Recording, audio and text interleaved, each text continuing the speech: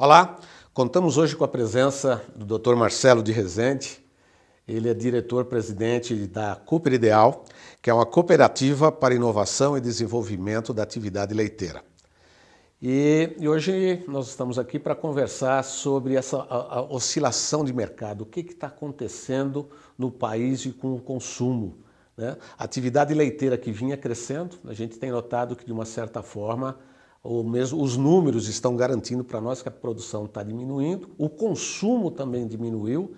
É algum reflexo dessa diferença ou desse insegurança econômica, financeira que o país está passando, doutor? O que o senhor acha disso? O que a gente tem visto, diante dessa instabilidade aí do país em relação a reformas, a economia que não anda, tudo isso impacta, né, na renda das pessoas, né, no consumo, principalmente no consumo de lácteos, né?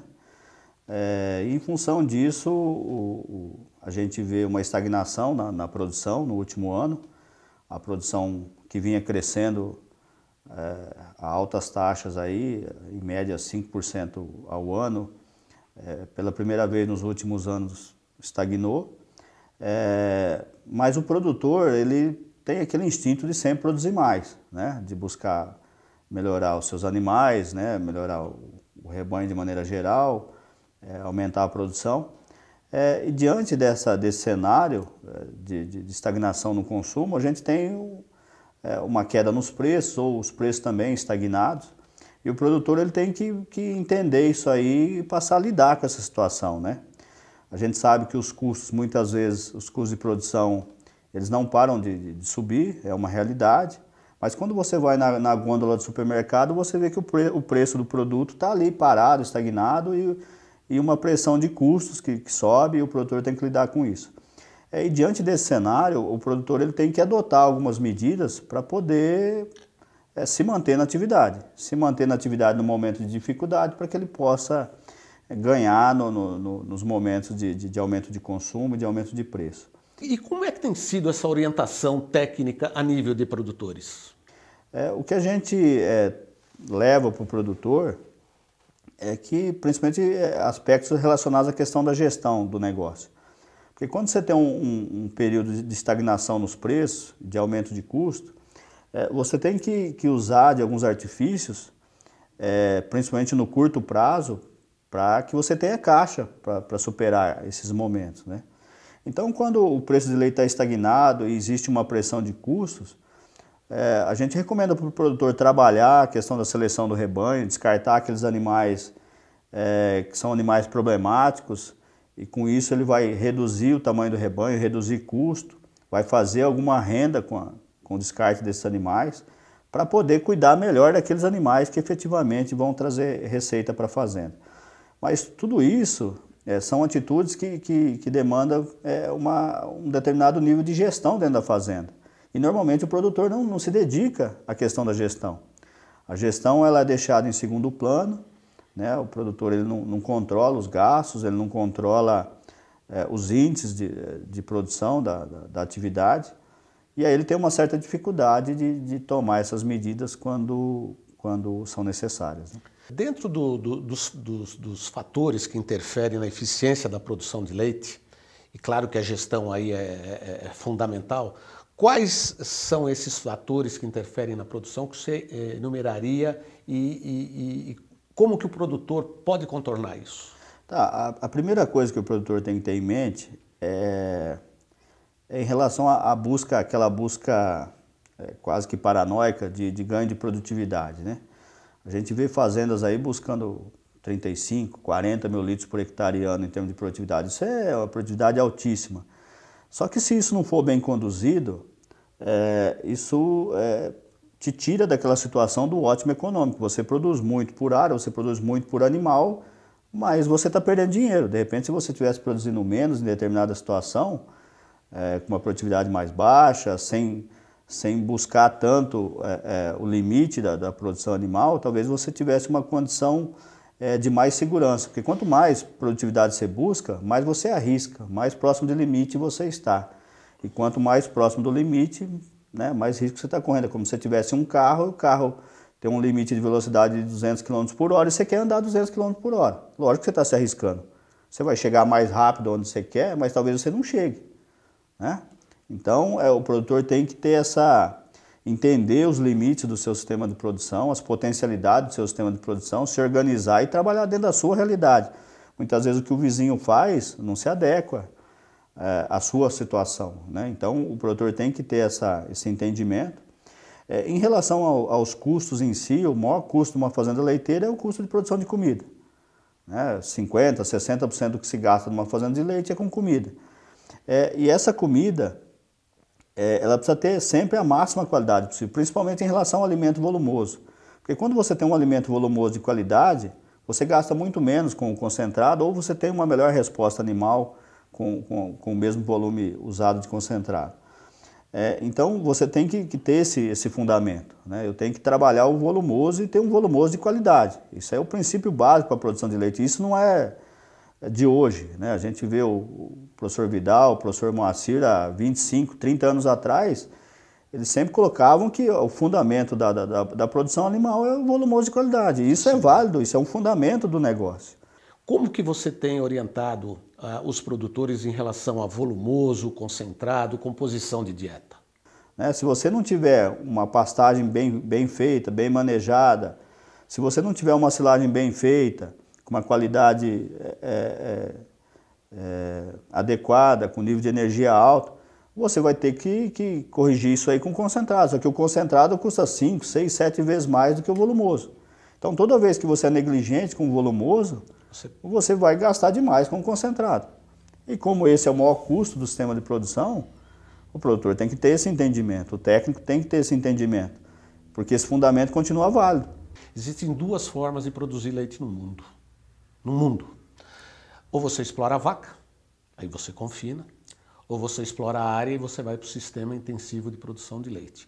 Com tudo isso que nós conversamos até agora sobre economia, estagnação na produção de leite, baixo consumo do produto, como que você e a sua equipe estão percebendo? Qual é a tendência do produtor? Para qual sistema está indo no Brasil e qual seria o ideal em virtude de tudo que nós conversamos? O Brasil é um país continental, você não consegue entender tudo em todos os lugares, mas a nossa percepção, porque a gente tem técnicos aí distribuídos praticamente no Brasil todo, é de que quem está se mantendo na atividade de uma maneira eficiente é o produtor familiar, aquele produtor não necessariamente pequeno, mas que ele está à frente do negócio junto com a sua família, ele conduz aquilo no dia a dia, ele participa de todas as decisões da fazenda. É uma realidade muito forte, tanto no sul do país quanto no nordeste do país. Você tem muitas propriedades familiares bem-sucedidas no sul do país, né? E essa agilidade da gestão familiar, ela traz muitos ganhos para a atividade, né? Ganhos de redução de custo, porque você não tem desperdício. Quando é o próprio produtor que está à frente do negócio, qualquer desperdício que ele percebe, ele vai e corrige, né? Você tem agilidade na execução das tarefas, porque quando o produtor ele percebe que alguma coisa precisa ser feita e ele está à frente daquilo, ele corre e faz, né? Então, essa questão da família estar presente ali no dia a dia do negócio, isso traz muitos ganhos, isso traz um nível de eficiência muito alto para essas fazendas, né? Então, essas fazendas, a gente percebe que elas vão continuar na atividade, vão ser bem-sucedidas na atividade. Você tem o produtor familiar e você tem essas grandes fazendas que estão surgindo, até porque no Brasil o leite ele ainda é remunerado muito em função do volume, da qualidade, então essas grandes fazendas têm também um diferencial de preço que ajuda a equilibrar essa questão do custo maior do sistema confinado.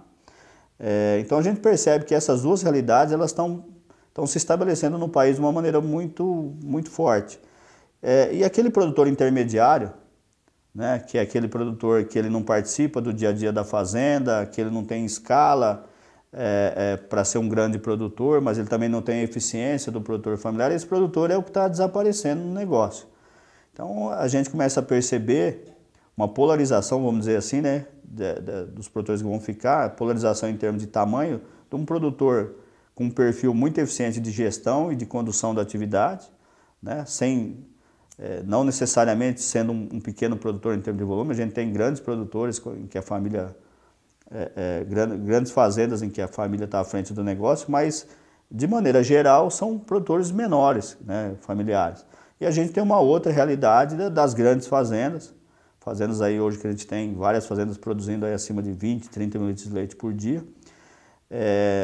que também estão se estabelecendo no leite no Brasil. Então, a realidade que a gente tem visto é essa, né, do produtor menor, familiar, mas muito eficiente, e daquele produtor grande que enxerga o leite como realmente um negócio de grande escala, e também está se estabelecendo no país. Como que vocês da Cooper Ideal lidam com essa diferença entre produtores familiares e os grandes confinamentos? Para ambos, né, tanto para o produtor familiar quanto para o grande produtor, a gestão continua sendo fundamental, porque o animal precisa comer, né, e a gente precisa oferecer uma comida da maior qualidade possível, da melhor qualidade possível para esse animal e a um custo mais baixo possível. Esse é um fundamento que continua válido.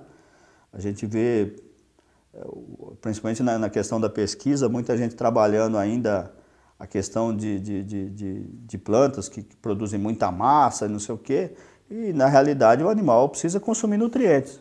E ele tem uma limitação no teor de fibra desse alimento, né? O teor de fibra desse alimento define o consumo. Então, quando você lança no mercado um produto que produz muita massa, mas não tem qualidade, como o consumo é limitado, esse animal vai consumir pouco nutriente, e aí você vai ter que entrar com concentrado numa medida desfavorável. Então, a gente tem que ter esse conceito da gestão, esse conceito do volumoso de qualidade, né? Para que a gente venha a conseguir superar os momentos de dificuldade, e o país vai superar esses momentos, e a atividade vai voltar, o consumo vai crescer, a atividade vai voltar a crescer, e aqueles produtores que se mantiverem no negócio vão colher os frutos disso. Ok. Eu queria agradecer a sua presença e enaltecer o seu trabalho dos 16 técnicos que estão em 20 estados. São 16 estados hoje. A gente tem gente, o técnico ele não necessariamente atua em um estado só, né? Então, dependendo do tipo de parceria, ele trabalha uma semana numa região, vai para outro estado.